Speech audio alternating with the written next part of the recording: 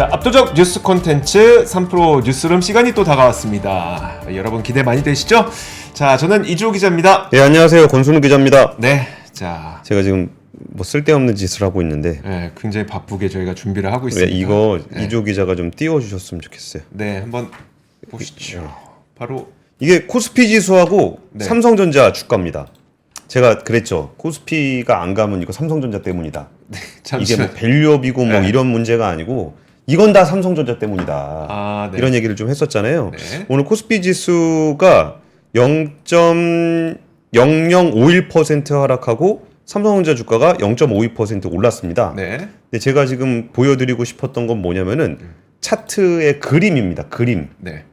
그림을 한번 같이 보시면은 네. 이게 그 삼성전자의 그 모양하고 그 코스피의 모양이 똑같이 생겼어요.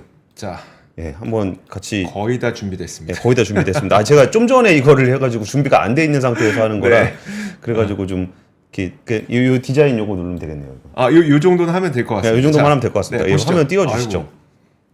보십시오. 네. 이렇습니다. 거의 똑같이 쌍둥이. 생겼죠. 데칼코마니? 예. 아, 그러니까 삼성전자가 문제다. 그러니까요. 그래서 삼성전자가 올라야 된다. 잘 됐으면 좋겠다. 잘 됐으면 좋겠다. 네. 이게 절대 안티가 아닙니다. 이렇게 삼성전자 차트를 보면서 좀 그런 느낌이 좀 들었습니다. 자, 그러면 문제는 게임이죠. 네. 아, 배틀그라운드마저도 그 게임사들의 확률형 아이템 조작, 허위 기재 의혹을 조사 중인 공정거래위원회가 크래프톤과 컴투스의 게임에 대해서도 관련 정황을 포착하고 현장 조사에 나섰다고 합니다. 네. 문제가 되는 게임은 크래프톤의 배틀그라운드와 컴투스의 스타시드 아스니아 트리거입니다. 공정위는 이들 게임의 아이템 등장 확률 관련 정보가 실제와 다르게 고지가 돼서 소비자 피해를 유발한 정황을 포착을 했다. 이런 얘기입니다. 이게 확률형 아이템 고지를 그동안은 자율 규제로 했었잖아요. 네. 그리고 이거 영업기밀이라 알려주는 거 좀 문제가 있다. 그러면서 우리가 무슨 바다 이야기냐. 이거 가지고 조작하면은 장사 못한다. 아, 설마 우리가 그러겠냐라는 예. 입장이었었죠. 근데 이 얘기가 나오는 게 그렇게 자연스럽게 나오는 게 아닙니다. 이제 게임 하시는 분들은 아시겠지만 확률형 아이템에 대한 그 공개가 법률화가 됐어요. 이제 법률화가 되다 보니까 이거를 이제 공개를 안 할 수가 없게 된 겁니다. 이제 네. 공개를 했으면은 법적으로 의무적으로 하는 거니까 의무적으로 공개한 내용이 맞는지 틀리는지를 정부가 조사를 좀 해야 되는 거잖아요. 그러다 보니까 이런데 사실 그 불법 사설 도박장에서도 밑장 빼다 걸리면은 손목 날아간다고 우리가 영화에서 봤잖아요. 네. 근데 이게 대기업이 하는 것을 이렇게 해서야 되겠습니까? 이러다 보니까 오늘 그 공략집이 나왔어요. 확률형 아이템 정보 공개제도 설명문인데 네. 여기에 이제 그 확률형 아이템 정보 공개가 좀 잘못되거나 그러면은 이걸 어디다 신고해야 되고 어떻게 저걸 해야 되고 막 그런 건데 이게 본인이 이거를 피해를 받았는지를 조사하기가 되게 어려워요. 네. 그래서 확률형 아이템의 정보 표시가 제대로 되어 있지 않거나 표시된 확률보다 확률이 낮게 나오는 경우가 있는데 어디로 신고를 해야 되냐 이런 내용들이 주로 나옵니다. 이 공략집에 나오는 거예요.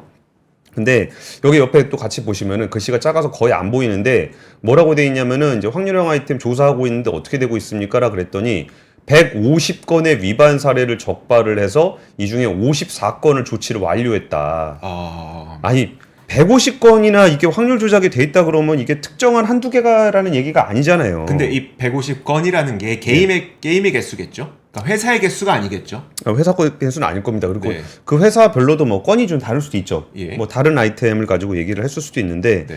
이게 진짜 게임하는 형님들이 독해요. 해봅니다. 맞는지. 계속 해보니까 이걸 알 수 있는 건데 이거를 어떻게 알아요? 그렇죠. 그리고 이것 때문에 내가 손해를 받는지 피해를 받는지 이거를 어떻게 알 수 있냐는 거예요. 그냥 게임 하는 분들끼리 야 너무 안 나오는 것 같지 않아? 뭐 이런 정도 얘기를 하면서 가는 거잖아요. 네. 그래가지고 거기에 대해서 그 게임산업법상 소송 특례를 도입하기 위한 법안을 정부가 마련을 하고 있답니다. 그러니까 이거를 확률형 아이템을 찾는 것도 그러니까 잘못됐다는 걸 찾는 것도 어려운데 피해를 입었을 때 그 게임 사는 제재를 받아요. 네. 근데 나는 돈을 내고 했잖아요. 네. 그러면은 나는 어떻게 해? 소비자는 없는 거예요. 그러면은 민사소송을 걸어야 됩니다.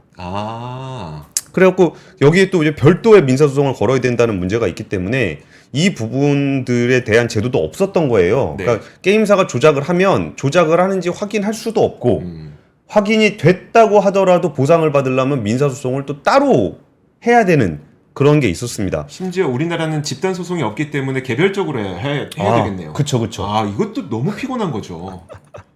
우리 이게 믿고 사는 사회에서 이게 무슨 필요가 있겠습니까? 그러니까 우리가 지금까지 믿고 사는 사회로 지내왔는데 네. 야 진짜 믿어도 되는지 한 번만 까보자. 야 이거 처음 까본 거잖아요. 근데 아 이게 무더기로 나와서 네. 정부가 게임산업법상 소송 특례를 도입하기 위한 법안을 마련을 하고 있다고 합니다. 확률형 아이템 정보 공개 의무 위반을 할 경우에 게임사의 손해배상 책임을 인정하고 게임사의 고의 과실 입증 책임을 부여하는 것을 법안에 골자로 합니다. 너무나 필요한 거죠. 그렇죠. 그러니까 내가 여기다 돈을 얼마를 썼는지, 얼마를 써갖고 게임 아이템을 몇 개를 뽑았는지, 네. 이거를 내가 그거를 카드 내역 조사해가면서 아이템 언제 뽑았는지를 다 찾으려 그러면 너무 힘들다는 거죠. 그렇죠. 근데 게임사는 그 데이터 다 있잖아요. 네. 그러니까 그걸 가지고 고의과실 책임의 입증 책임을 게임사한테 부과한 어쩌면 너무나 자연스럽고 그렇죠. 꼭 필요한 거라고 생각을 합니다. 그래서 지금 그 넥슨의 메이플 스토리 확률형 아이템 조작 혐의에 대해서 한 116억 원 정도 역대 최대 수준의 과징금이 나왔는데 뭐 이것도 뭐 소송한다 그러고 있고 그리고 뭐 그게 뭐 또 하는 얘기 있잖아요. 아 확률을 조작한 게 아니라 네. 확률에 대한 표기를 잘못한 겁니다. 오타요, 오타. 아, 참 그게 말이 됩니까, 그게? 아이고 참 사기를 친 게 아니라 제가 말실수를 했네요. 아, 돈은 뺏어갔지만 그 제가 원래 뺏어갈라 그런 거였는데 뺏어간다고 말을 안 했네요. 네. 뭐 이런 말장난 그런 말장난을 합니까? 그리고 좀 이용자들 사이에서 이제 게임사가 강력한 아이템을 가진 캐릭터를 생성해서 가져가는 그 슈퍼 계정이라는 것도 있대요. 네. 게임사에서 뭐 좀 계정을 가지고 가서 이거 왜 하는지 그건 잘 모르겠습니다. 뭐 재미로 하나? 그러니까 이런 거죠. 그러니까 슈퍼 계정은 일반 유저가 아니라 게임사의 어떤 캐릭터 하나가 슈퍼 계정인데 그게 그냥 갑오브 갑이라는 거죠, 그 게임에서. 그러니까 걔가 갑오브 감인지는 우리는 모르죠. 그렇죠. 근데 그 사람은 뭐 돈도 안 내고 비싼 아이템 뽑고 뭐 그런 걸 하겠죠. 근데 이게 진짜 뭐 가서 뭘 하려고 그런 거면 하려고 그런 것도 문제인데 네. 정말 재미로 그랬다 그러면 너무 자존심의 문제인가? 이게 인권의 문제인가? 일단 여기 설명에 나온 거는 슈퍼 계정이란 게임사가 관리자 권한을 이용해서 강력한 아이템을 가진 캐릭터를 생성하여 이용자 간의 경쟁 콘텐츠에 몰래 참여하는 것을 의미한다. 이 말은 그거잖아요. 내가 이 검을 뽑을 수 없어요. 우리 사용자는 검을 뽑을 수 없어. 근데 그 검을 갖고 있는 슈퍼 계정이 존재하는 거죠. 그러니까 지금 GGK진님이 현질 유도하는 게임의 슈퍼 계정 유도. 그러니까요. 저럴 수는 있겠네요. 그러니까요. 이거 되게 갖고 싶게 만들어. 부럽게 만들고 싶은 뭐 그런 것도 있을 거고. 네. 정말 기분 나쁘게 그 오징어 게임의 그 할아버지처럼. 네. 알고 보니. 살다 보면 심심해. 이런 거라 그러면 네. 정말 기분 나쁠 거예요. 그렇죠. 누구는 정말 진지하게 큰돈 써가면서 게임하고 있는데 게임사 직원들이 뭐 임직원들이 뭐 진짜 재미로 거기서 헤헤헤 니네 돈 쓰고 있냐? 네. 뭐 이런 거라 그러면 너무 기분 나쁠 것 그렇죠. 같아요. 그러니까 이런 문제는 진짜 털고 가야 돼요. 이게 그 정말 악화가 양화를 구축한다고 네. 이런 회사들이 돈을 벌면은 비즈니스를 정말 게임을 잘 만들어서 하려는 회사들이 살아남을 수가 없어요. 그렇죠. 그러니까 투자를 하더라도 뭐 이렇게 뭐 돈 버는 쪽에 투자를 하려고 그러는데 자꾸 나쁜 짓을 하게 되면은 이건 우리나라 게임 산업 전반적인 것들을 나쁘게 만드는 거기 때문에 오히려 진짜 좋은 게임 만든 게임 회사들이 인정받고 돈도 많이 벌고 네. 뭐 그럴 수 있도록 이런 부분들에 대해서 이번에 진짜 한번 그 푸닥거리 하고 있는 거잖아요. 이거 그렇죠. 확률형 아이템 그 의무 공개하게 만들면서 푸닥거리를 하고 있는 건데 진짜 푸닥거리 할 때 한번 확실하게 좀 했으면 좋겠습니다. 저는 근데 되게 의아했던 게 지금 앞서 몇 개의 기업을 조사를 했잖아요. 그리고 예. 그게 이제 뭐 본인들이 말하는 오타가 됐건 그러니까 표기 잘못이 됐건 아니면 뭐가 됐건 간에 결국은 확률을 조작했다는 게 드러났잖아요. 예. 근데 그 다른 회사들의 확률이 잘못됐다는 거, 그 조작됐거나 아니면 잘못됐다는 것을 들킨 것을 확인한 다른 게임사들은 예. 그럼 자체적으로 본인들이 수정을 해야 되는 거 아닌가요? 이것도 또 들어가서 조사하기 전까지는 수정을 안 하는 게 당연한 이제 기업의 문화인 건가요? 그러니까 이것도 이제 수정하면 자기가 조작했다라는 걸 자백하는 게 되는데 네. 거기서 판단을 해야죠. 어. 여기서 잡힐 때까지 견딜 것인가.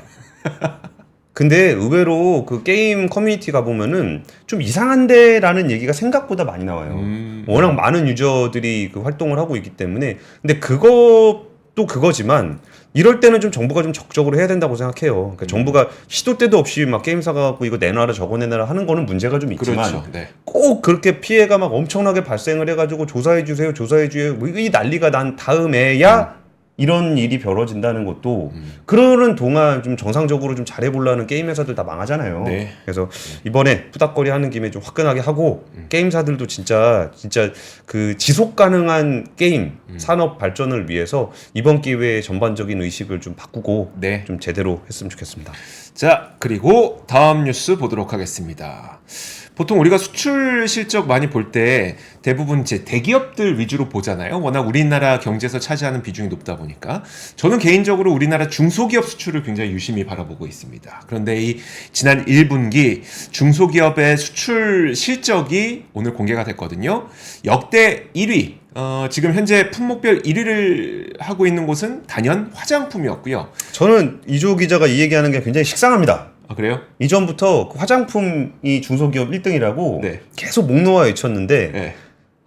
원래 우리가 진짜 뉴스는 이렇게 좀 취재하면서 좀 느끼지만 주가 진짜 모르잖아요. 주가랑 안 맞아요. 그러니까 하나도 안 맞아. 근데 화장품도 되게 많이 올랐잖아요. 그러니까요. 이게 또 그 중소기업 아니면 인디 브랜드, 네. 미국 판매 여기 관련한 주가들이 많이 올라가지고 야 그때 그 이조 기자 얘기했던 그 내용이 맞구나. 라는 거를 좀 증시가 좀 확인해주지 않았나 싶네요. 아, 참. 그렇습니다. 네. 저희가 취재를 하다 보면 그런 것들이 이제 보이기 시작하거든요. 근데 얘기하다 보면 주가에 반영되지 않으면 또 이제 우리 시청자분들께서는 뭔 소리 하냐, 이렇게 쓸데없는 소리 하냐 할 수 있겠지만 어쨌든 지난 1분기 수출 품목별 어느 정도 수출이 좋았는지 한번 보도록 하겠습니다. 예, 지금 나오는 거는 이제 중소기업인 거를 감안하고 보셔야 돼요. 중소기업이니까 이 화장품이라고 하는 것들도 이제 우리가 아모레퍼시픽이라든지 이런 것들은 안 들어가고 여러분들 이제 많이 요즘에 올리브영에서 구매하시는 그런 기업들의 인디 브랜드 들어간다고 보시면 될 것 같습니다. 수출액은 15억 5천만 달러로 증감률 보시면 와 굉장하지 않습니까? 30%의 증가를 했습니다. 지금 1위를 기록을 하고 있고 국가별로 보더라도 미국 수출이 24.5% 증가해서 중소기업 수출국 가운데 1위 국가가 이제 그 미국으로 등극을 하게 됐습니다. 사실 우리나라 중소기업이 미국 시장 진출이라고 하는 것을 쉽게 할 수는 없습니다. 그래서 사실 중소기업 수출이 1위 국가가 미국으로 등극하기는 그렇게 쉬운 일이 아니거든요. 근데 워낙 화장품, 그 다음에 지금 아래 보시는 뭐 플라스틱 제품, 자동차 부품 이런 것들, 또 반도체 제조용 장비 이런 것들의 수출이 늘어나다 보니까 1위 국가에 미국이 또 등극하게 되는 그런 움직임을 보였습니다. 자, 그리고 보면은 품목 가운데 10개 품목 가운데 지금 몇 개입니까? 7개 품목이 다 증가했습니다. 전반적으로 증가세를 보이고 있다는 것도 상당히 좋고요. 국가별로 한번 보도록 하겠습니다. 자, 국가별로 보면은 지금 미국, 중국, 베트남, 일본, 러시아, 홍콩 이렇게 여러 개의 국가가 있잖아요. 이 10개 국가 가운데 여기도 마찬가지로 미국, 베트남, 러시아, 홍콩, 인도, 멕시코, 대만 이렇게 7개 국가에서 모두 증가를 할 정도로 상당히 대부분의 국가에서 증가세를 보이고 있다는 점도 의미가 있어 보이고요. 지금 그 화장품 수출액이 그러면 어디에서 늘어나고 있는지를 좀 보여드릴 건데 앞서 말씀드렸던 것처럼 미국이 60%나 증가했습니다. 규모는 중국에 이어서 두 번째긴 해요. 근데 미국의 화장품 수출이 60%나 증가할 정도로 미국인들이 현재 한국의 인디 브랜드 화장품을 굉장히 많이 사용하고 있다는 거고요. 그리고 중국은 크게 늘어나진 않았습니다만 2.9%로 적게 늘어났습니다만 다시 한번 이 중국이 최대 화장품 수출 국가로 등극을 하게 됐어요. 경기가 좀 좋아졌다는 거죠. 중국 경기가. 그러다 보니까 중국에서도 한국 화장품을 조금 더 사면서 1위 국가로 다시 이 등극을 했다는 거고요. 워낙 일본에서 우리나라 화장품 좋아하는 거, 베트남에서 우리나라 화장품 좋아하는 거 그런 것들이 다 반영이 되면서 일본도 18%, 베트남도 35%, 화장품은 그렇습니다. 자, 화장품은 워낙 뻔한 이야기고 그리고 많은 분들이 얘기를 해왔으니까 여기까지 하도록 하겠고 제가 이번에 좀 눈여겨본 부분은 자동차였습니다. 자동차. 전표 다시 한번 볼게요. 지금 자동차의 중소기업 자동차 수출이 4위로 떨어졌잖아요. 기존에 2위였습니다. 2위. 그러다가 역대 1분기 순위로. 그렇죠. 역대 1분기에 2위였는데 이게 이번에 4위로 2위가 된 거죠. 아니죠. 아니, 역대 1분기 순위가 네. 화장품은 원래 1위였고 네. 그러니까 역대 1분기 순위 기준으로 1위였고 자동차는 역대 1분기 순위 기준 2위. 그러니까 네. 여기 밑에도 1위가 있고 막 그렇잖아요. 예, 그렇죠. 예, 예. 아, 근데 이번 분기에는 4위로 떨어졌다. 이번 분기에는 자동차 수출이 4위로 떨어졌다는 걸 말씀드리고 싶은 겁니다. 그리고 작년 수출 실적을 보면 연간으로 보더라도 화장품이 1등을 기록했었고 자동차가 2등을 기록했었거든요. 그래서 제가 무슨 말씀을 드리고 싶은 거냐면 우리나라 자동차 기업 가운데 중소기업이 어딨지? 이거 예전에 이주호 기자가 집중 취재를 했었죠. 그렇죠. 앞권에 올라와 있는데 예. 물론 조회수는 많이 안 나왔습니다만 되게 의미 있는 게 뭐였었냐면 우리나라의 중소기업 가운데 자동차 기업이 없음에도 불구하고 왜 중소기업 수출 2위로 자동차가 들어가 있었냐. 거기에서 가장 의심이 됐던 게 러시아로 이제 지금 그 비싼 자동차들이 수출이 중단되어 있거든요. 수출 규제가 되어 있거든요. 그러다 보니까 그리고 러시아에 있었던 유럽 자동차 업체들이 지금 다 공장을 빼지 않았습니까? 우리나라 러시아 현대차 공장도 팔았고요. 예. 자, 그러다 보니까 러시아는 지금 BMW, 벤츠 이런 고가의 자동차들이 없습니다. 그쵸. 사고 싶어도 없어요. 그래서 그때 어떻게 했냐면 뭐 키르기스탄이라든지 카자흐스탄이라든지 이런 것으로 우회 수출을 했던 의심을 샀었습니다. 그런데 이 카자흐스탄이 왜 의심을 샀었냐면 카자흐스탄의 자동차 관세율이 12%인가 13%로 상당히 저렴하거든요. 예. 그러면 카자흐스탄으로 자동차를 옮겨갔다가 거기서 러시아 딜러가 자동차를 끌고 러시아로 수입을 해가면 우리나라에서 잡을 수가 없었던 것이었었고요. 혹은 말레이시아나 아니면 다른 경로를 타고 러시아에 우회 수출을 했던 그런 의심 경로들이 있었거든요. 근데 지금 보면은 그러니까 저런 거죠. 우리나라의 뭐 벤츠 코리아, 네. 뭐 BMW 코리아 이런 데서 차를 사. 그렇죠. 그 다음에 중고차로 만들어. 네. 중고차를 수출해. 그렇죠. 그 카자흐스탄 러시아 옆으로. 네. 그러면 거기서 그 딜러들이 네. 밀수를 해 러시아로. 그렇죠. 뭐 그런 구조인 거죠. 그런 구조였던 거죠. 근데 그게 지금 많이 줄어든 겁니다. 특히 카자흐스탄 보시면 거의 반토막 났습니다. 반토막. 이런 걸 보면은 이런 의심이 난다는 것을 확인을 하고 뭐 부산 관세청이라든지 우리나라 관세청에서 규제와 모니터링을 심하게 하기 시작했거든요. 예. 그러다 보니까 그 효과가 조금 있었던 것 같습니다. 아 근데 키르기스스탄 올라간 건 좀 찝찝하네요. 그게 좀 찝찝하긴 한데 근데 네. 키르기스탄은 워낙에 그 우회 수출 통로이긴 했습니다만 관세가 비싸서 사실 그렇게 많이 이용하던 루트는 아니었다고 합니다. 그래서 이게 올라간 거는 저도 좀 나중에 조사를 해봐야 되겠습니다만 그렇게 크게 우려할 만한 건 아닐 수도 있습니다. 맞습니다. 저 아이디 이상한 거 쓰시는 분이 차세탁이라고 쓰셨는데 네. 차세탁 맞죠? 맞죠. 예, 예. 네. 차세탁. 차 국적을 세탁을 해가지고 러시아 수출 금지된 거를 우회하는 네. 거죠. 경제 제재를 우회하는. 우리나라에서 예를 들어서 BMW 5 같은 거, 5 시리즈 같은 거 있잖아요. 뭐냐, 예를 들어 할인받아서 7천만 원에 산다. 네. 근데 그거를 이제 러시아에서 갖다 팔면 거의 1억 3천만 원, 뭐 1억에서 1억 3천만 원까지 받으니까 우회 수출하는 비용, 그다음에 관세 다 내고서도 이득을 보는 분들이 있어서 러시아인 혹은 이제 동유럽인 그리고 우리나라의 그 그러니까 그 중고차 상인 이런 분들이 가끔 이런 것들을 좀 썼다고 하더라고요. 네. 뭘 가끔입니까? 아니 중소기업 수출 품목 2위를 차지할 정도로 많이 했는데 그렇죠. 그게 뭐 약간이에요. 사실 우리는 그 경제 제재가 없는 키르기스스탄으로 수출을 했고 네. 키르기스스탄은 뭐 수출에 문제가 없으니까 러시아에 수출을 했고 그렇죠. 그냥 그런 건데 이거 바로 또 1년 만에 이게 지표가 달라지네요. 그러니까요. 네. 혹시 이조 기자가 그걸 문제 제기가 해서 그런 거 아닙니까? 지금 사실 저는 좀 뒤늦게 했었고 그 네. 한겨레와 그 국내 자동차 전문지가 먼저 이 부분을 계속 파고 있었거든요. 그래서 아마 그 영향도 분명 좀 있었을 겁니다. 네. 알겠습니다. 두 번째는 엔터테인먼트 회사 엔터산업 이야기입니다. 오늘 그 하이브가 SM 주식 블록딜 해가지고 네. 좀 같이 빠지던데 에스파가 이번에 좀 대박이 났는데 이번에 CDP를 팔았다고 합니다. CD 플레이어요? 네, CDP. 어, 우리 어렸을 땐 CDP 많이 썼는데. 제가 생각하는 그 CD 플레이어 네, 맞습니까? 맞습니다. CD 플레이어. 그래요? 그러니까 우리가 그 언론에 앨범 팔 때 네. 듣지도 않는 CD를 왜 파냐? 네. 포토카드 팔라 그러는 거 아니냐? 애들 CDP도 없다. 네. 그렇다면 CDP를 팔죠. 그래갖고 CDP를 내놨습니다. 한번 같이 보시죠. 네. 아주 예쁩니다. 에스파 CDP. 이야. 정규 1집 아마겟돈 CDP를 판매를 했습니다. 네. 이게 딱 초동 예약 판매 당일 품절 됐고요. 네. 포토카드 5개에 CDP까지. 음. 앨범이 들어있는지는 별로 관심 없는. 아, 야, 참 14만 8천 원. 플레이어까지 들어 있으니까요. 예. 네. 그래가지고 되게 추억의 이름들이 많이 나오는데 네. 요 CDP를 만든 회사는 아이리버. 와. 아이리버 기억나십니까? 네, 그 MP3 플레이어 네, 만들던 네, 그렇죠. 그 아이리버가 이게 흘러 지금은 드리머스 컴퍼니라 그래가지고 SK 스퀘어 계열로 있더라고요. SK 스퀘어가 한 38% 정도 갖고 있고 SM이 12.3% 가지고 있는데 네. 요 CDP를 온라인으로 검색을 해보면은 대충 한 9만 원대 정도의 판매가 된다고 합니다. 근데 이게 에스파 버전, 네. 에스파 버전으로 해서 14만 5천 원 예약 판매가 기준. 그래가지고 이게 해자다. 네. 근데 이게 에스파가 아니었으면은 CDP를 왜 사나? 그렇죠. 네.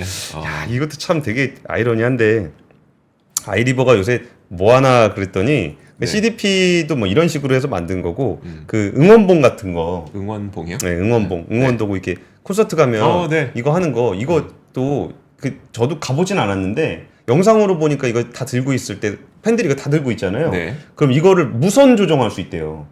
그래요? 예, 그러면은 그 우리가 뭐더라 파도 타기, 네. 파도 타기 이거 하면은 관객들이 이렇게 하잖아요. 네. 그렇게 안 하고 중앙에서 이쪽부터 저기까지 이렇게 불을 쫙 바꾸거나 뭐 그런 걸 할 수 있대요. 네. 이야. 그런 거를 이제 근거리 무선 통신 방식으로 만든 거를 또 아이리버에서 하고 있다고 합니다. 네. 그래가지고 약간 이거를 뭐 흙맛, 쇠맛 이런 표현을 쓰더라고요. 그건 무슨 옛날 감성 네. 그런 걸로 좀 하고 있다. 그래가지고 그 진짜 우리가 CD 그 포토카드 판다고 이렇게 비판적인 목소리를 내다가 네. 야 CDP를 판다. 차라리 낫죠. 그러니까요. 예. 근데 뭐 CDP도 사실 뭐 쓸 일은 없는데. 그렇죠.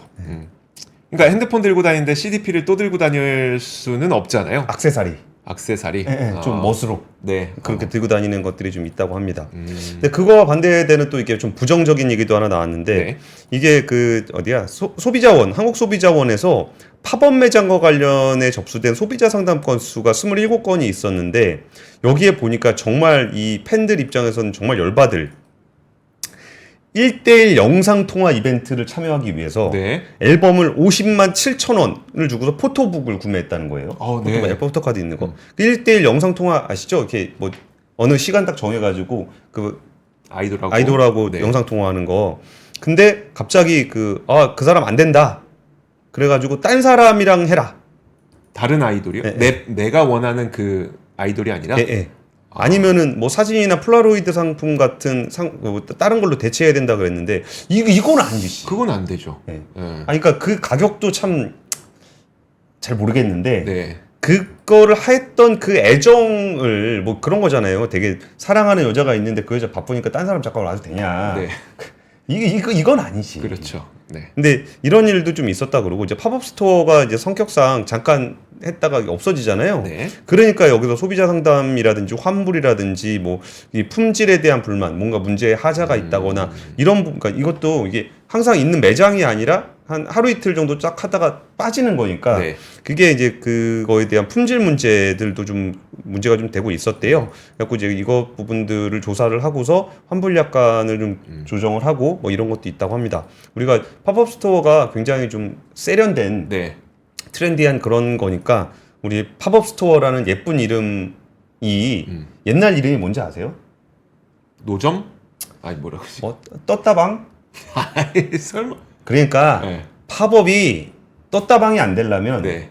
이러면 안 되죠. 그렇죠. 그러니까 떴다방이라는 거는 하루 장사하고 도망치는 사람들이잖아요. 네. 근데 그 물건을 사는 사람들은 그 아이템, IP, 지적재산권에 대한 애정을 가지고 있는 사람들인데 그렇죠. 그 사람들에 대한 어떤 애정을 유지하기 위해서라도 팝업 스토어가 떴다방이 되지 않기를 기대하겠습니다. 알겠습니다. 자, 그리고 다음 뉴스도 한번 보도록 하겠습니다.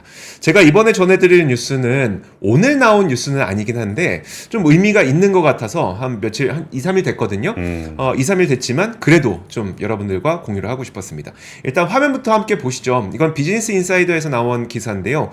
그 뭐예요, 독일에 태양광 패널이 너무 많아서 심지어 에너지 가격이 일시적으로 마이너스 영역에 접어들기까지 했다. 가능하죠. 라는 겁니다. 예. 그래서 이게 무슨 말인고 해서 하나씩 좀 보여드리도록 할 텐데요.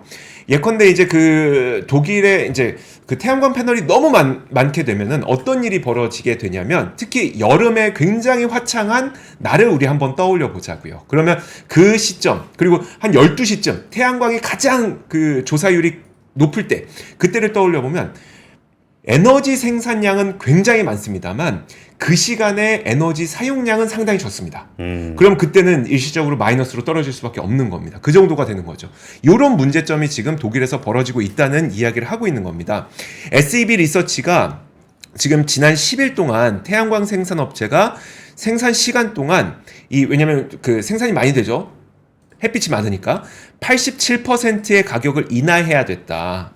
라는 이야기를 하고 있습니다. 예. 그러면서 어느 정도로 많은 태양광 패널이 설치되고 있는지 수요 대비 패널의 설치량을 한번 비교를 했는데 보시면 자 화면 함께 보여주세요.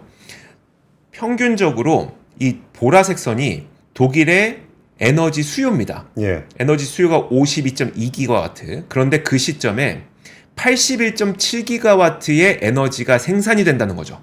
솔라 패널로. 그러면 이 남는 거를 어떻게 할 거냐? 재고죠, 재고. 재고죠. 네. 근데 전기의 재고죠. 전기의 재고. 그거 잠시 후에 말씀을 드리도록 하겠습니다.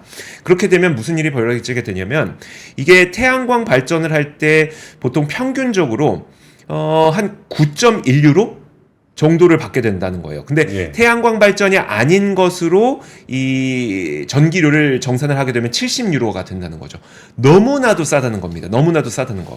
그렇게 되다 보니까 앞서 말씀드렸던 것처럼 결국 실제 생산량이 굉장히 많은 이 한여름 그 낮 시간에는 이게 마이너스로 떨어질 수밖에 없다는 겁니다. 그럼 결국 이게 무슨 말씀을 드리고 싶은 거냐면 결국은 지금 중국에서의 태양광 패널 공급 과잉 때문에 결국 에너지 가격이 마이너스로 떨어질 수도 있다는 이야기잖아요. 예. 이거는 일단 미국에서도 비슷한 문제점은 좀 거론이 되고 있긴 합니다. 왜냐하면 올해 미국의 태양광 패널 설치량 추정치가 38기가와트 정도가 되는데 현대차증권이 추정하고 있는 미국의 태양광 패널 재고량이 40기가와트거든요. 예. 올 한 해 동안 계속 설치를 해도 남는다는 거죠.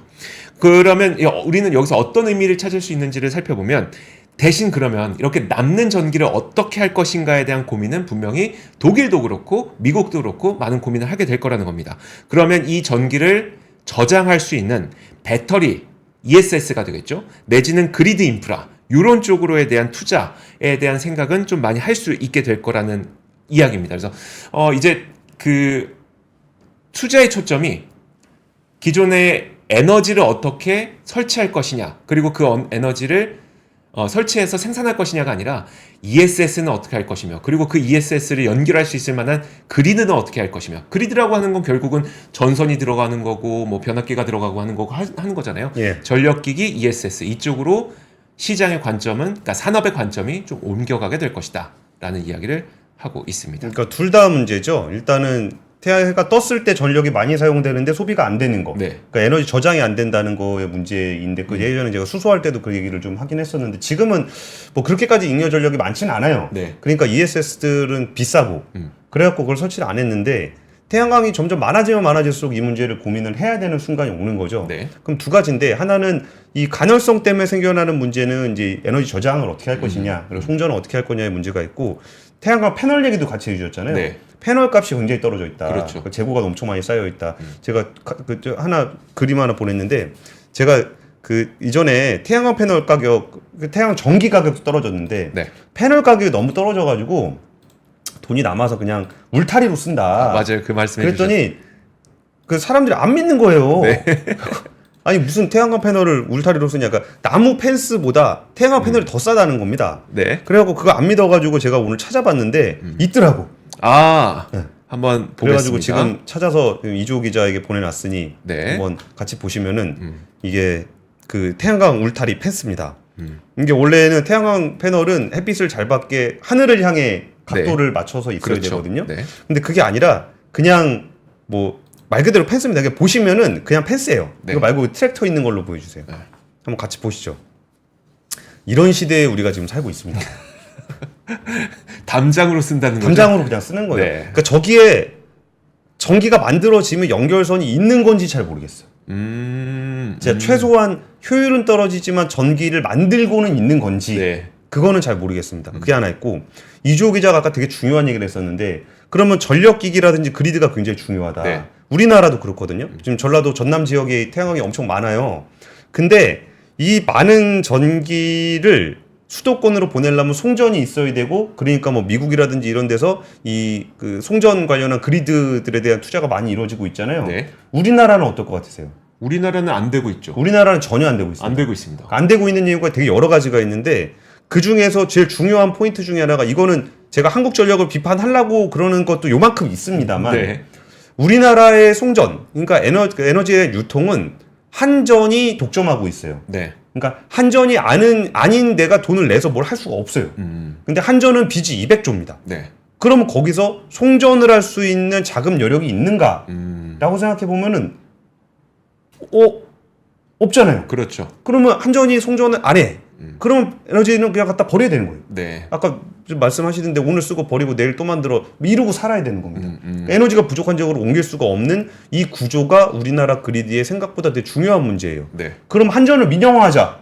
아, 그러면 또 난리 나잖아요. 그렇죠. 네. 그래가지고 이 문제가 되게 어렵더라고요. 아, 그래갖고 그 태양광 문제가 사실 요즘에 그나마라도 재생에너지 쪽 그 회사들의 주가가 좀 움직이다 보니까 조금은 좀 관심들이 좀 생기신 것 같아요. 네. 근데 이 문제는 정말 국내적인 시각으로 보기에는 글로벌한 변화가 굉장히 크다라는 말씀을 좀 드리겠습니다. 네. 사실 근데 우리가 해외에서 수출의 어떤 기회를 잡을 수 있다고 관심이 많은 거지.